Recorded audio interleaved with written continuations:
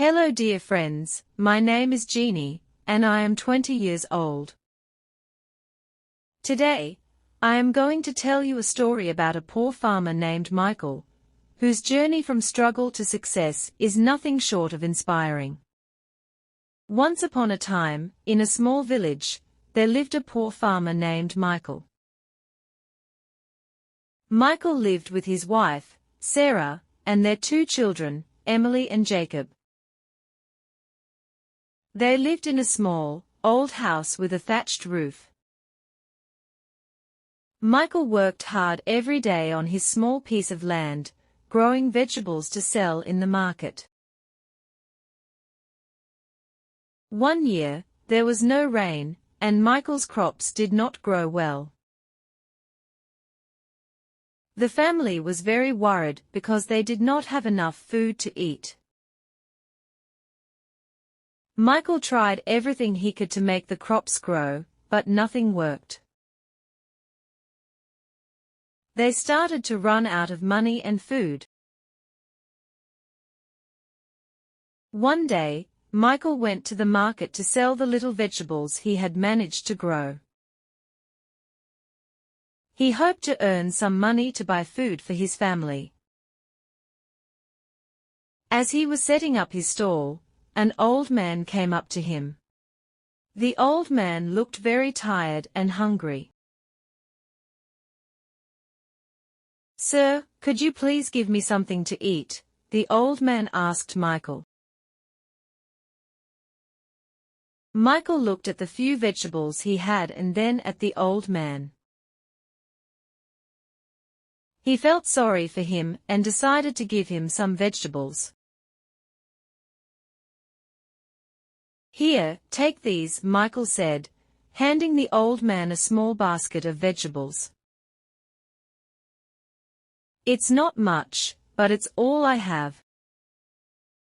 The old man smiled and thanked Michael. "You are very kind," he said. "May God bless you and your family."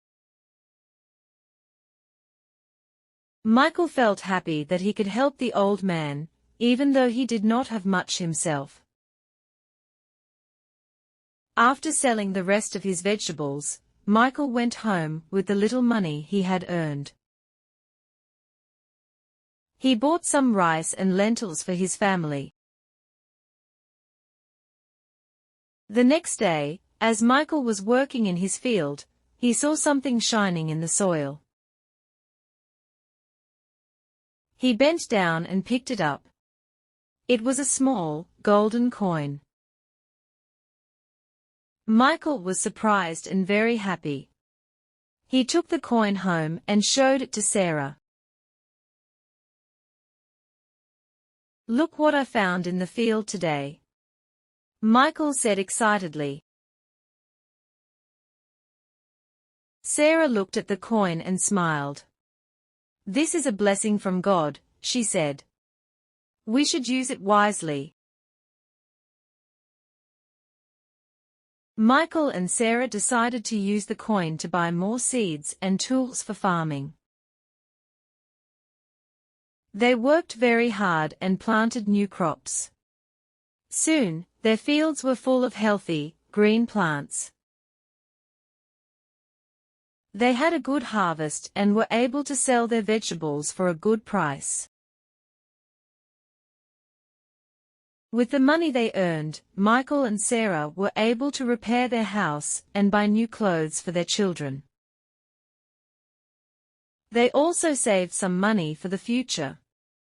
Their life became much better, and they were very happy. One day, as Michael was walking to the market, he saw the same old man he had helped before. The old man looked very happy and healthy now.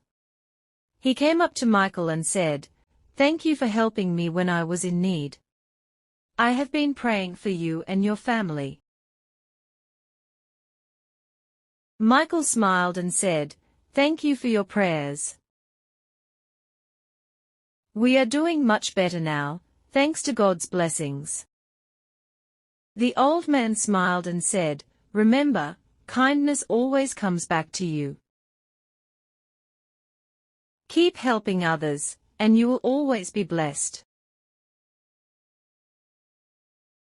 Michael never forgot the old man's words. He continued to help others whenever he could. He shared his good fortune with his neighbors and helped those who were in need. The village prospered, and everyone lived happily. The moral of the story is that kindness and generosity always bring blessings. When we help others, we are also helping ourselves. By being kind and helping those in need, we can make the world a better place for everyone. Michael's reputation as a kind and generous person spread throughout the village. People began to come to him for advice and help. Michael always did his best to assist them, sharing what he had and offering wise counsel. One day, a young man named David came to Michael. David was struggling to start his own farm. His land was dry, and he didn't have enough money to buy good seeds or tools. He had heard about Michael's kindness and hoped for some guidance. "Michael, can you help me? I want to start my farm, but I don't know where to begin," David said, looking worried.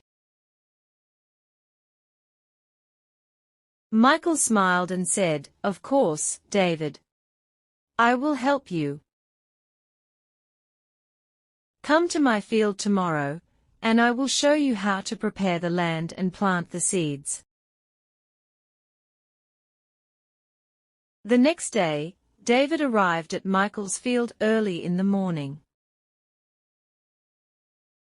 Michael taught him how to plow the land, sow the seeds, and take care of the plants.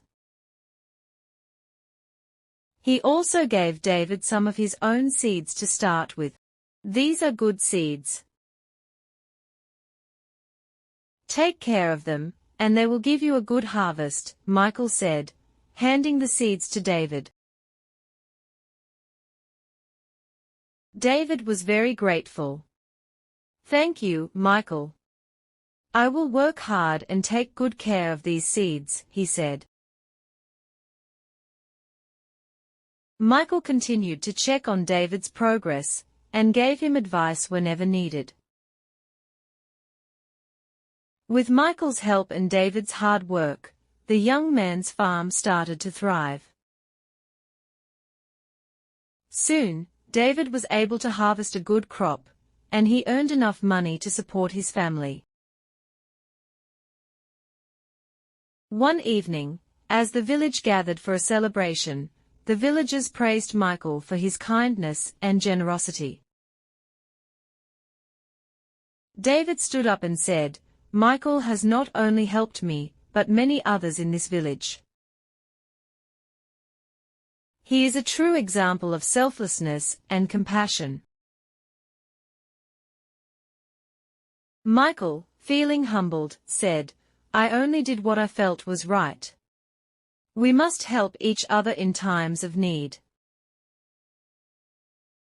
Together, we can overcome any difficulties." The village chief, who was also present at the celebration, announced, "Michael, because of your good deeds, the village has decided to honor you. From now on, you will be our advisor, helping us make important decisions and guiding us." Michael accepted the honor with gratitude. He continued to serve the village, always putting others before himself. The village prospered under his guidance, and everyone lived in harmony. Years passed, and Michael grew old. He still worked in his fields and helped those in need. One day, As he was resting under a tree, the same old man he had helped many years ago appeared before him. "Michael, you have lived a life of kindness and generosity. Because of your good deeds, you will be remembered forever," the old man said. Michael smiled and said, "Thank you, my friend. I only did what I felt was right. Helping others brings me joy."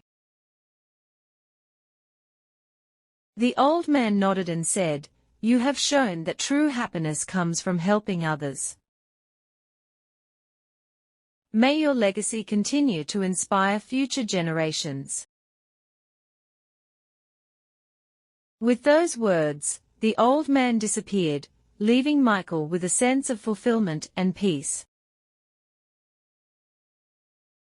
Michael continued to live a simple and happy life, always helping others and spreading kindness. The villagers never forgot his teachings, and they passed on the values of generosity and compassion to their children. The moral of the story is that a life of kindness and selflessness brings true happiness and fulfillment. By helping others and working together, we can create a better world for everyone. Generosity and compassion are the keys to a harmonious and prosperous life. As the years went by, the values that Michael had instilled in the village grew stronger. His children, Emily and Jacob, had learned well from their father. Emily married a kind man named Harry, and they had a small farm of their own. Jacob became a teacher, helping to educate the village children. Both siblings carried forward Michael's legacy of kindness and generosity. One day, a terrible storm hit the village. The river overflowed, and many houses were damaged. Crops were destroyed, and people lost their belongings. The villagers were in despair, but they remembered Michael's teachings about helping one another. Emily and Harry opened their home to those who had lost theirs.